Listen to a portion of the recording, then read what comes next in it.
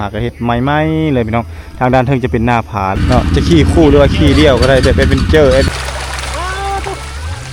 ยอดเลยจุดลงเรือจะอยู่จุดนี้โอ้งามเลยพี่น้องเนาะบรรยากาศสลับปี3 ปีได้ปีนี้เอาไว้อยู่นี่บ่ได้มาเห็นแล้วได้มาสัมผัสแล้วด้วยตัวเองเลยได้พี่น้องเด้อถ้าใครยังบ่ทันมาก็สามารถเดินทางมาเที่ยวได้บ่ว่าจะขี่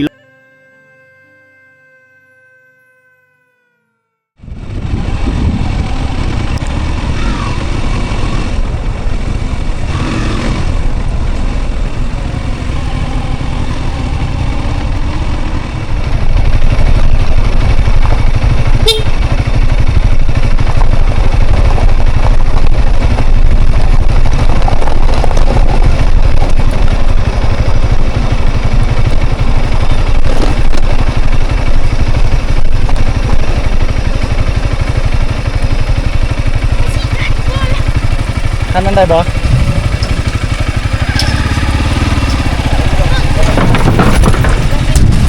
เต็มบ่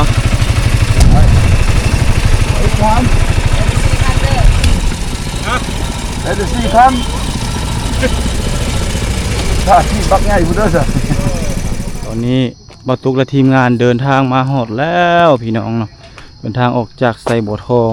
แล้วก็มาแวะป่าน้ำสี่แยกป่าน้ำแล้วก็เลาะลงมานี่ท่าบ้านแกงเป๋พี่น้องเนาะอันนี้คือการสัญจรไปมาของชาวบ้านที่อยากไปทางลัดถ้าเฮาลัดไปทางด้านเทิงพุ่นก็จะเข้ามหาไซเก่าโค้งใส่บ้านโพวาออกมาใส่ป่าน้ำคือเก่าแต่ถ้าเฮามาทางลัดพี่น้องเนาะมาทางนี้จะลัดไกลกลัวจะออกไปใส่คำบุญเด้อพี่น้องเด้อนี่เด้อเดินทางเข้าท่าแขกเมื่อนี้เราจะเข้าไปนอนที่แขวงคำม่วนพี่น้องแขวงคำม่วนการสัญจรไปมาจะมีรถใหญ่รถจักรข้ามบักข้ามเมืองนี่แหละเนาะรถจักรคันหนึ่งแม่น20,000 กีบข้ามเฉพาะขาข้ามขาข้ามมากอ่ะ20,000เป็น40แต่ถ้ารถใหญ่ก็สิตกอยู่ประมาณคันหนึ่งแม่นบ่50กับคันละ100,000พี่น้องเนาะเพื่อรักษาความปลอดภัยเวลารถตกน้ำตกในอย่างต่างๆก็เขาจะรับผิดชอบและนี่น้ำขึ้นแห้งพี่น้องนี่คือน้ำสายเซบังไฟพี่น้องเนาะที่ไหลมาแต่ปูนแหละบุรพาพุ่นละไหลลงมาหาเมืองเซบังไฟไปเลยพี่น้องทีมงานเรามาคนละคันพี่น้องบรรทุกขี่เรือน้อยบักน้อยมาทีมงานเราขี่บักใหญ่ บักใหญ่เฉพาะรถใหญ่พี่น้องชาวบ้านเพิ่นก็ถือว่ายังอาศัยอยู่ฝั่งพี่แต่ว่าข้ามไปเฮ็ดเวียกเฮ็ดงานเป็นปลูกมันบ่ที่ไหนเฮ็ดสวนอยู่ฝากพุ่นหรือว่าปลูกสวนยางหลายพี่น้องเนาะ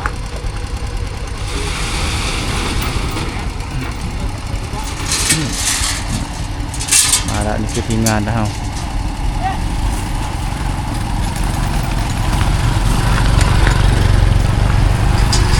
ทางการสัญจรไปมาก็สิประมาณนี้พี่น้องนะ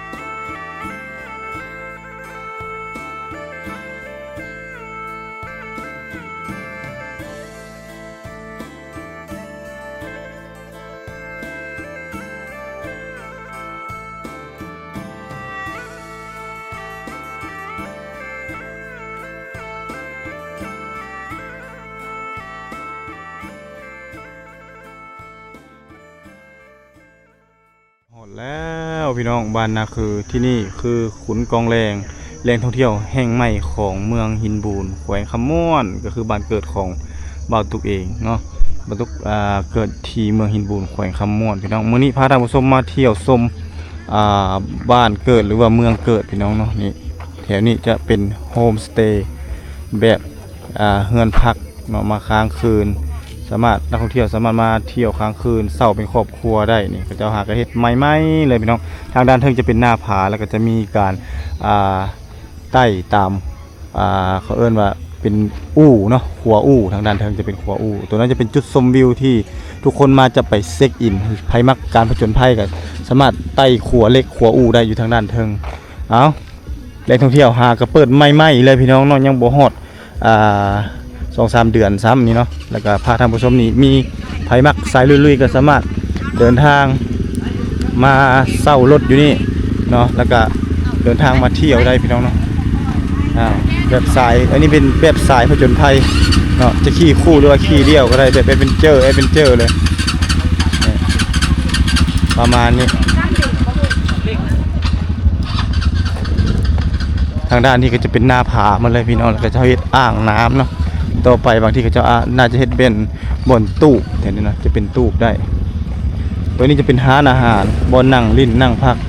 ได้หมดเนาะจุดที่ว่าเป็นแอดเวนเจอร์จะพากันมาขี่รถอยู่นี่เนาะมาเช่ารถนี่จะมีพนักงานต้อนรับเช่ารถเฮาแต่เฮายังบ่ทันได้สอบถามว่าคันเท่าไหร่นะนี่มานั่งชมวิวจิบเบียร์จิบกาแฟเบาๆได้ตัวนี้จะเป็นจุดแลนด์มาร์คพี่น้องก่อนจะเดินทางเข้าไปทางด้านในก็ต้องผ่านประตูนี่เนี่ยจะเป็นจุดถ่ายรูปพี่น้องเนาะจุดถ่ายรูปชมวิวก็จะหากสร้างเสร็จเรียบร้อยเนาะทางด้านนี้ยังบ่ทันสถานที่ลิ่นน้ำทางนี้ยังบ่ทันสร้างแล้วเทื่อ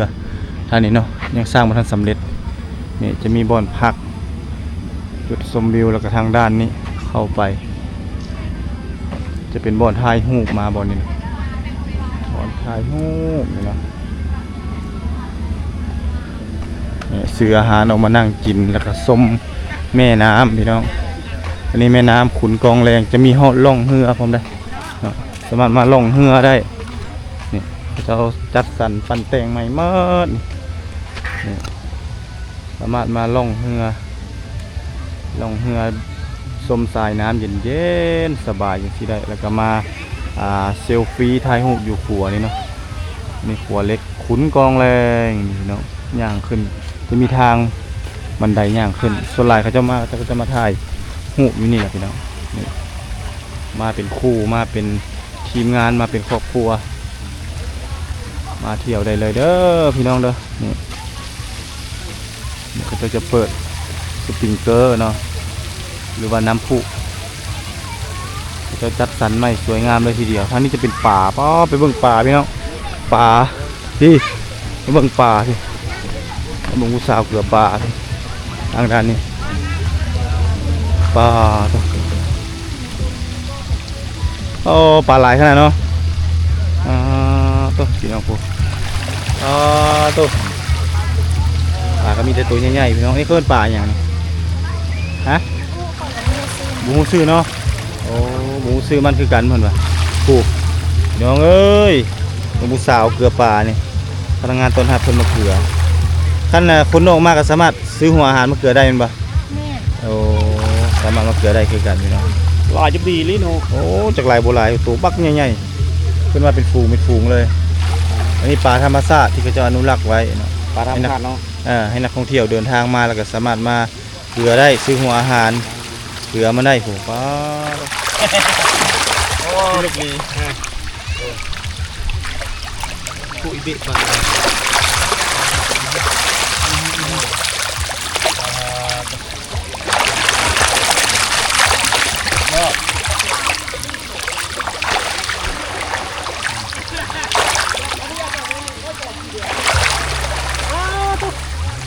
ยอดเลย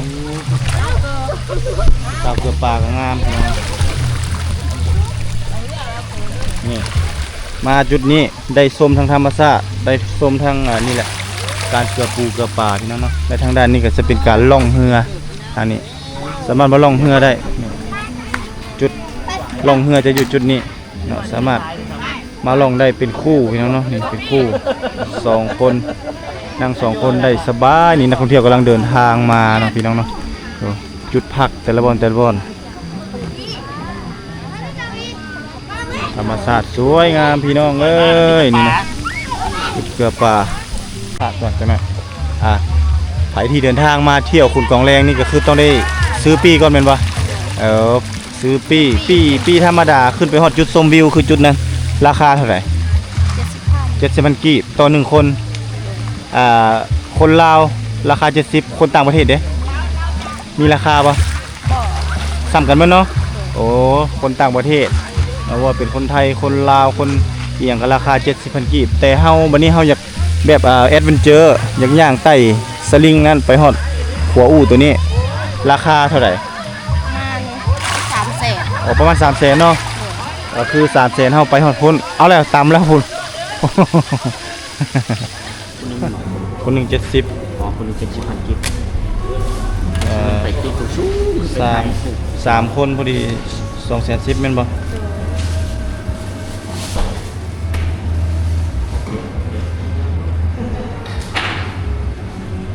โอเค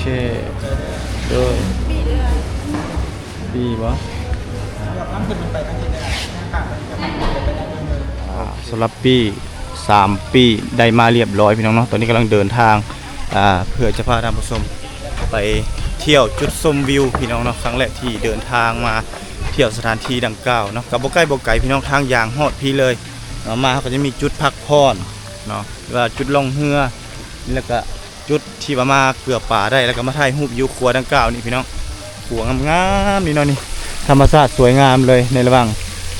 ทางก็จะได้เห็นกับบรรยากาศธรรมชาติแล้วก็ที่พักเรียนตามลองแม่น้ำขุนกองแรงแหละพี่น้องเขาขัวมาทางด้านพี่หรือว่าเขาข้ามมาเขาก็จะเจอกับที่พักและก็สถานที่ท่องเที่ยวที่เขาเจ้าปูคอนกรีตเนาะแล้วก็จัดสรรต้นไม้สวยๆงามๆเฮาแนมขึ้นไปทางด้านเทิงก็จะเห็นจุดเขาเอิ้นว่าจุดแอดเวนเจอร์เนาะแบบผจญภัยทางด้านเทิงเนาะราคาแต่จุดชมวิวไปพี่กับบ่แพงพี่น้องเนาะไล่ใส่จุดชมวิวเลยก็ประมาณ300,000ปลายกุ๊กกี้เนาะ300,000เศร้าเนาะ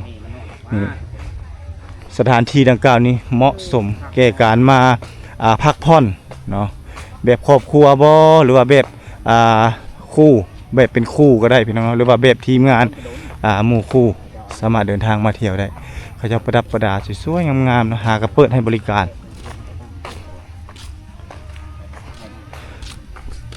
จะมีทั้ง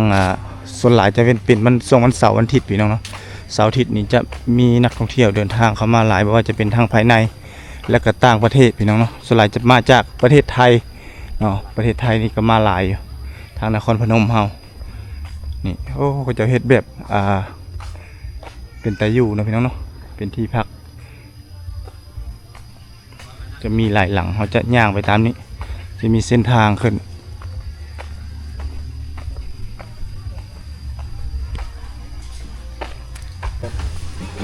ไปพี่น้องหลังจากข้ามมาจากครัวเราก็ต้องเดินทางต่อพี่น้องก็จะเดินไปทางเข้ามาเที่ยวนี่แหละแต่เขาบ่ฮู้ว่าน่าจะประมาณ100 ปลายกว่าเมตรพุ่นบ่ขึ้นไปทางด้านเทิงต้องได้ย่างเอาได้พี่น้องมันจะมีจุดชมวิวแล้วก็มีจุดนี่เขาเจ้าเฮ็ดน้ำตกพี่น้องตกลงมาเพื่อให้คนเฮาที่มานั่งอยู่สถานที่ดังกล่าวนี้ได้พักผ่อนทางผู้เฒ่าผู้แก่พี่น้องเดินทางมาเที่ยวเก่งขนาดน้องแม่นอขึ้นไปฮอดเทิงแล้วบ่ตัวขาบ่สั้นเข้าบ่สั้นบ่แม่มาแต่ทางใดนี่แม่ขออนุญาตถามโอ้มาแต่สวรรค์พุ่นเนาะมาแต่เซโนอายุ60แล้วหักยังเก่งยังเก่งอยู่อ้าวแข็งแรงได้ไหมเด้อใจเหมือนเซโนบ่มี เซโน่แล้วดำหน้าโน่นนะสิน้องอยากไปดำนาโนนพี่น้องเนาะนี่พี่น้องเราเดินทางมาหลายเลยทางฝั่งลาวเขาก็ถือว่าเดินทางมาหลายเลยจุดนี้เป็นจุดพักผ่อนเวลาน้ำมันตกลงมาแต่หน้าผาจะเห็นให้น้ำฟงแล้วเขาก็จะเย็นสบายเลยพี่น้องเนาะ ไปนี่ มีน้ำพุพี่น้องเอ้ยขึ้นมาแต่น้ำอีกจุดนี้เนาะก็งามคือกันสถานที่ท่องเที่ยวสวยงามนี่อันนี้เขาจะปล่อยน้ำด้วยเนี่ยดูดน้ำแล้วก็ปล่อยลงมาดูดขึ้นไปโอ้ไปทางด้านเทิงเนาะนี่มันมีจุดบอลที่เขาเจ้าเมื่อยบ่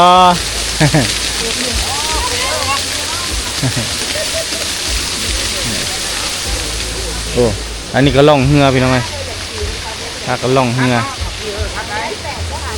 180,000กับเป็นตะขี้อยู่พี่น้องไง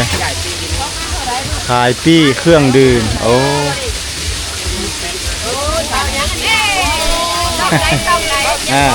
ตีหอม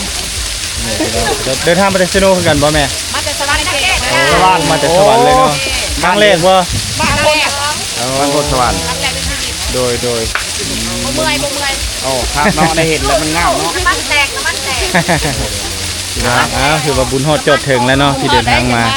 แม่นมาผจญภัยอีกเนาะ ใช่ได้ยางมันได้ออกกำลังกายเขาเนาะ ลูกเจ้าเนี่ยตกเลยแล้ว โอเค ไปขายปี้อยู่นี่ก็มีขายปี้ซื้ออยู่ในก็ได้อยู่นอกก็ได้แต่เฮานี่จะเริ่มนี่ได้เริ่มจุดเริ่มต้นของการเดินทางพี่น้องขึ้นไปหาจุดชมวิวประมาณนี้เก็บปี้อยู่นี่บ่ปีนี้เอาไว้อยู่นี่บ่น้องเก็บ ให้เพิ่นนี้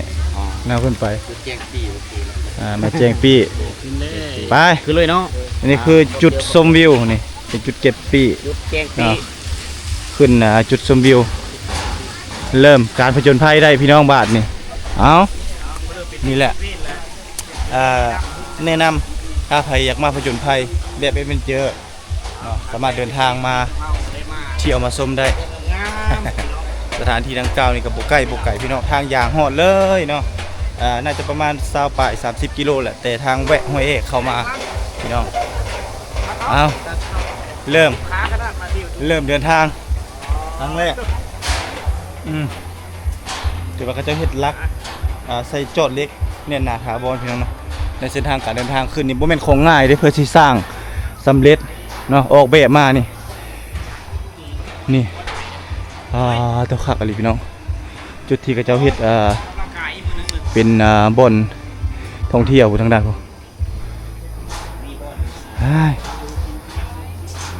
ขึ้นมาก็จะมีบ่อนทิมขี้เหงื่อพี่น้องเนาะสมมติว่าเขากินน้ำกินในมันหมดแล้วสามารถทิมได้นี่บ่ให้ทิมสะทรายเด้อพี่น้องเด้อ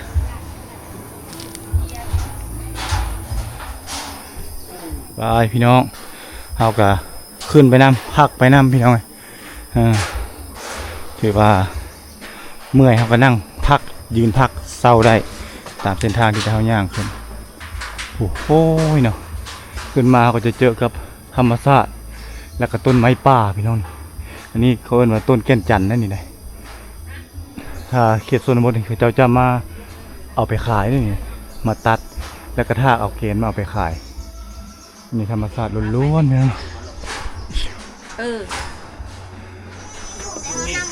โอ้มันจะดุงหินเอาพี่น้องตอนนี้เดินทางขึ้นมาหดจุดชมวิวอีกจุดหนึ่งพี่น้องเนาะนี่เดินทางมาเขาก็เนมเห็นบรรยากาศทางด้านลุ่มสวยงามพี่น้องเนาะทิวทัศน์ธรรมชาติถ้าใครอยากเดินทางมาเที่ยวก็สามารถเดินทางมาได้เด้อพี่น้องเนาะบ่ไกลพุ่นนี่เบิ่งคุณแม่นี่หาก็เดินทางมาหอดนี่เนาะ โอ้ยคุณแม่ก็อยากได้ตัวนี้เด้ อยากได้วิวบ่ แม่น มาเดี๋ยวถ่ายให้ก็ได้ คุณแม่นี่กว่า โดย โอ้ยคุณแม่ก็อยากได้เจ้าบ้านเจ้างามแต่เทศนี่ งามแม่นบ่ งามเลยลูกค่อยก็บ่เคยมานี่ค่อยจังได้มา อีแม่อยู่ทางเลยอีแม่นี่ แม่ก็อยู่นครพนมเลยเนาะ โอ้อยู่นครพนม ฟัง นี่ กั นะ นหั่นแหละฟังเดียวกับเจ้าหั่นล่ะ โดย เป็นพี่เป็นน้องกันหั่นแหละลูกเอ้ย โดยสุดท้ายคุณแม่ป่ะ มาได้เป็น3 คน อันนึงคนเดียวกัน1 คนเดียวกัน 2 3 เดี๋ยวเราเอากล้องเราก็ได้ โอ เข้า เค มาได้จังเอาส่งเพิ่นมาค่ะคุณพี่ เอาเด้อ1 2 3โอเคโอเค มันมีบอลขอบคุณพี่อยู่ โดย นั่งเย็นๆก็จะลงมา แม่นบ่ แม่น คือไป สู้ บ่แม่นฮ้อนปลาเข้าบ่ ๆบ่เย็นได้ลมได้ลมเย็นด้วย ที่มันตัวค่อยบอก เพิ่นบอก พี่น้องเอ้ยสู้ต่อแนมก็เห็นแล้วพี่น้องอีกประมาณจัก50 เมตรก็หอดละ แอบน้อยนึง บกไก่บกไก่นี่มานี่ก็สามารถมาพักอยู่นี่ได้นี่ลมเย็นสบายเลยนี่พี่น้องเย็นแบบธรรมชาติมีต้นไม้เนาะอยู่บ้างนี่หลังจากที่เราเดินทางขึ้นมาเนาะใกล้จะหอดเรียบร้อยแล้วพี่น้องเนาะเราก็จะได้เห็นธรรมชาติเนาะที่สวยงามไปกับภูหินน้ำนอแล้วก็แนมเห็นวิวของหมู่บ้านเปรียบเสมือนว่าเราเอาโดรนมาบินเลยพี่น้องนี่เมื่อกี้หินนี่พี่น้องเอ้ยตั้งสูงงูซกงกอยู่เนาะแต่ละก้อนนี่อันนี้ตั้งอยู่ซื่อๆเลยย่านมันตกกระเพาะพูดพี่น้องนี่ป้าตัวความงามบ่ธรรมดาพี่น้องอันนี้เคลื่อนว่าภูหินน้ำนอนี่หินน้ำนอแท้ๆนี่เป็นแท่งอยู่พี่น้องเลยป้าตัวงดงามสมคำล่ำลือเลยสมแล้วที่ทีมงานเราได้เดินทางหรือว่าได้มีโอกาสเดินทางมาเนาะบุญมาวาสนาฮอดได้พี่น้องจึงสามารถเดินทางมาเที่ยวมาชมจุดสูงๆอย่างที่ได้ถ้าข้าเจ้าโบมาเปิดแหล่งท่องเที่ยวเนาะเฮาก็บ่สามารถมีโอกาสเดินทางเข้ามาเที่ยวมาชมบรรยากาศสวยๆงามๆคือจังซี่ได้เฮาแนมเห็นแต่ทางด้านลุ่มว่าจุดนั้นเป็นภูจุดนี้เป็นภูแต่เมื่อเฮาได้เดินทางมาเที่ยวคือจังซี่ก็ถือว่าเป็นคนหนึ่งที่โชคดีที่สุดเนาะที่เดินทางขึ้นมาแล้วถือว่าบ่ผิดหวังอาจจะเมื่อยแน่แต่ว่ามีความประทับใจหลายที่ได้มาจุดชมวิวดังกล่าวจุดทางด้านเทิงก็จะมีเต็นท์เนาะเต็นท์เพื่อจะให้นักท่องเที่ยวเดินทางมาก็สามารถนั่งพักเช้าได้ก่อนจะไปฮอดจุดชมวิวเนาะนั่งพักแล้วจึงค่อยถ่ายรูปก็ได้เนาะเอาขึ้นลงไว้แท้มาหามขึ้นลงไว้แท้ฮอดแล้วลงเลยฮอดแล้วลงเลยโอ้มักสายลุยเนาะแอดเป็นเจอเพิ่นน่ะไปพี่น้องพาตัวสุดยอดเลยเดินทางมาแล้วประทับใจมากอันนี้ก็ถือว่ามาโหดจุดที่มันโหดแล้วก็คักพี่น้องนี่อันนี้คือหินแล้วก็ต้นแก่นจันแดงนี่เอาไปเฮ็ดหักยาได้ต้นอันนี้ได้เดี๋ยวเราสามารถไปเฮ็ดหักยาหรือว่าไปดับบ้านได้เนาะที่มันเกิดตามภูตามพาตามขี้หินอยู่ทั้งภูคืออย่างซี่แหละตัวอันนี้ธรรมศาสตร์ปั่นแต่งพี่น้องเอ้ยนี่อันนี้จะเป็นหอมผาลงไปทางด้านนั้นแล้วก็จะเป็นผาเมิดเลยอ้อมหอมบริเวณโอ้มีจุดไปหอดพวกนี้นะมีหลายจุดเติบตัวนั้นจะได้ขี่สลิงไปเนาะขี่สายสลิงไปหมดเอามาขี่เอาอย่างขึ้นมาจุดชมวิวแอดเวนเจอร์แบบไม่เมื่อยลงไปทางด้านลุ่มก็สามารถนั่งพักแล้วก็ไปล่องเรือแล้วก็ไปอาบน้ำได้พี่น้องสามารถไปอาบน้ำได้สบายเลยล่ะ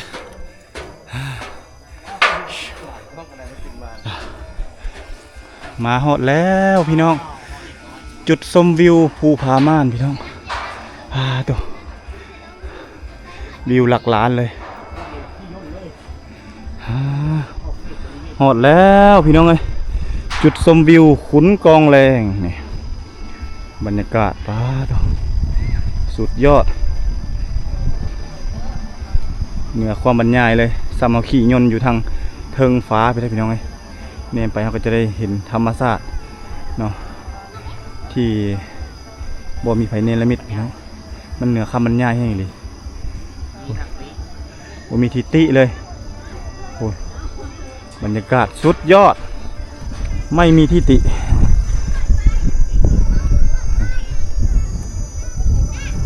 เบิ่งเงานะพี่น้องเนาะถือว่าคุ้มค่าในการเดินทางมาเที่ยวมาชมสถานที่ดังกล่าวเพื่อถ้าเราจะขึ้นมาได้บ่ธรรมดาเลยพี่น้องอันนั้นคือจุดที่เราเดินทางมาแต่ผู้เนาะเบิ่งนิ้วมือประตุกแล้วก็มาตามเส้นทางนี่เนาะไม่ตามเส้นทางมันจะผ่านหลายหมู่บ้านอยู่เนาะบ้านที่อยู่ขุนกองแรงนั่นก็คือบ้านนาคือพี่น้องขึ้นกับขุนกองแรงนี่รถก็กำลังหลั่งไหลมาแล้วก็จะมีบ่อนพักบ่อนจอดก็อยู่ทางด้านนี้นี่คือบ่อนจอดรถแล้วก็มีโฮมสเตย์พี่น้องเนาะมีโฮมสเตย์นี่ครบเลยเนาะสามารถมานอนพักผ่อนมาล่องเรือมาเกลือปลาแล้วก็ขึ้นมาแอดเวนเจอร์ขึ้นอย่างซี่ได้ราคาก็เป็นกันเองบ่แพงพี่น้องเนาะนี่ก็มีหลังแล้วก็ยังหลังยังบ่ทันแล้วอันนี้ก็แล้วมาแล้วฝากคุณกับ แล้วแต่ว่าทางด้านนี้ยังบ่ทันแล้วเด้อทางด้านตัวนี้จะเป็นจุดที่แคนสลิงไปจุดชมวิวอีกทางหนึ่งแล้วก็ไปขัวอู่เนาะผจญภัยแอดเวนเจอร์ลงมาทางด้านลุ่มนี้แล้วก็โหนสลิงมานี่คือเก่าเนาะขาไปน่าจะไปทางด้านนี้พี่น้องขามาน่าจะมาทางด้านนี้เนาะมี2ทางนี่อันนี้คือจุดโหนสลิง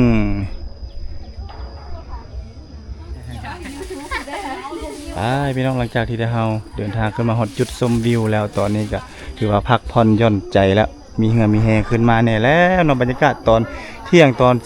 12 โมงครึ่งพี่น้องเนาะนี่อันนี้ขึ้นมาเก็บรูปภาพบรรยากาศอีกเทื่อนึงก่อนที่เราจะเดินทางลงไปทางด้านลุ่มพี่น้องเนาะอันนี้เป็นจุดชมวิวที่สวยงามที่บรรทุกเดินทางมากับทีมงานในสีหอมแล้วก็มีน้องทรายกำลังมาพร้อมเนาะมาแล้วก็เก็บเอารูปภาพบรรยากาศนี่แหละพี่น้องเอ้ยครั้งแรกในชีวิตของบรรทุกคือกันเด้อที่จะได้เดินทางมาเที่ยวบรรยากาศแหล่งท่องเที่ยวหรือว่าเป็นแลนด์มาร์คแห่งใหม่ของเมืองหินบูนแขวงคำม่วนแล้วก็เป็นแลนด์มาร์คแห่งใหม่ของแขวงคำม่วนเฮาเลยเนาะผู้คนทั่วทุกสารทิศตั้งแต่เหนือจะลดใต้เนาะของประเทศลาวเฮารวมถึงพี่น้องทางประเทศไทยเนาะเพิ่นก็สามารถเดินทางเนาะมาเที่ยวที่นี่อย่างหลากหลายเลยพี่น้องเนาะใครก็เดินทางมาพร้อมครอบครัวแล้วก็เพื่อนฝูงเป็นคู่บ่าวสาวเนาะเป็นแฟนเป็นอย่างก็สามารถเดินทางมาเที่ยวมาชมได้นี่พี่น้องมีจุดเช็คอินขึ้นมาฮอดจุดนี้ก็สามารถมาถ่ายรูปคู่กับทุ่งชาติลาวนี่เนาะทุ่งชาติลาวสวยๆสะบัดกลางอากาศเลยพี่น้องเนาะนี่เนาะอ๋อต่อสุดยอดบรรยากาศพี่น้องเอ้ยเหนือคำบรรยายได้มาเห็นแล้วได้มาสัมผัสแล้วด้วยตัวเองแล้วได้พี่น้องเด้อถ้าใครยังบ่ทันมาก็สามารถเดินทางมาเที่ยวได้บ่ว่าจะขี่รถใหญ่มาเนาะถ้าใครมักแบบสายแอดเวนเจอร์แบบลุยๆก็สามารถเดินทางขี่รถจักรมาได้เนาะวิวธรรมชาติสวยๆงามๆในระหว่างเส้นทางการเดินทางมีท้องไร่ท้องนาคนกำลังไถให้ไถนารวมถึงกำลังดำให้ดำนาอยู่ก็สามารถแวะถ่ายรูปหรือว่าสัมภาษณ์ชาวบ้านได้ตลอดทางในระหว่างเส้นทางการเดินทางมาเที่ยวมาชมมาฮอดพี่แล้วบรรยากาศก็จะมาฮอดก็จะประทับใจพี่น้องเนาะแล้วก็มีความสุขหลายในการเดินทางมาเที่ยวมาชมสถานที่ดังกล่าวนี้พี่น้องเอ้ยนี่ขึ้นมาฮอดด้านเทิงก็จะมีจุดพักอยู่ทางด้านเทิงนี่เลยเนาะมันจะมีเต็นท์แล้วก็มีตั้งให้นั่งถือว่าเราสามารถผัดเปลี่ยนกันนั่งได้หลังจากใครเศร้าเมื่อยแล้วก็สามารถมาถ่ายรูปเก็บเอาเป็นที่ระลึกได้พี่น้องเอ้ยนี่สามารถมาเที่ยวมาชมได้เด้อผู้เฒ่าผู้แก่มาได้เอาลูกเอาหลานมาพอนี่แหละพี่น้องคือสถานที่ท่องเที่ยวคุณกองแรงที่บรรทุกได้มีโอกาสเดินทางมาเก็บเอารูปภาพบรรยากาศในระหว่างเส้นทางการเดินทางมากับมาแวะสถานที่ท่องเที่ยวที่ตั้งอยู่ที่บ้านนาคือเมืองหินบูนแขวงคำม่วนนี่บ่ใกล้บ่ไกลพี่น้องเดินทางมาเที่ยวมาชมได้ว่าจะมาเป็นครอบครัวมาเป็นกวนคาราวานใครสะดวกแบบใดมาแบบนั้นเนาะถ้าผู้อยู่ใกล้แน่มักแอดเวนเจอร์ก็ขี่รถจักรมามักแบบสายแอดเวนเจอร์เนาะขี่รถจักรมาเนาะมาเที่ยวมาชมได้เด้อพี่น้องได้สถานที่ท่องเที่ยวบ่ไกลมาลงเรือได้ถ้าผู้มักปีนเขานี่ก็สามารถเดินทางขึ้นมาได้แต่ถ้าผู้มักลงเรือก็มีสถานที่ลงเรือทางด้านลุ่มมีเกลือป่าปีเนาะลงไปนี่หลังจากเมื่อยก็ไปพักอยู่ทางด้านในเนาะจะมีเปิดเย็นๆเนาะแล้วก็มีกาแฟมีอาหารครบเซตเลยพี่น้องเนาะสามารถเดินทางมาเที่ยวมาชมได้